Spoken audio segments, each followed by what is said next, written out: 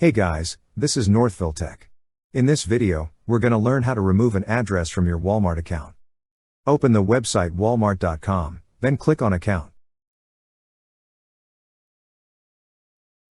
Then, a drop-down list will appear.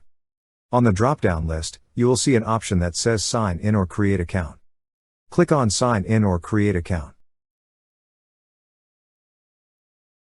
Now enter your email address.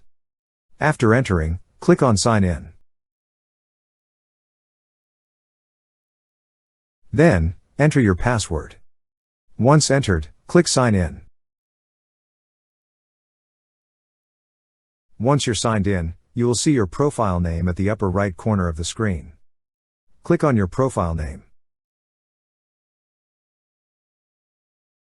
On the drop-down list, you will see an option for Account. Click on Account. Then you will see several options at the left side menu. Under Manage Account is an option for addresses. Click on Addresses.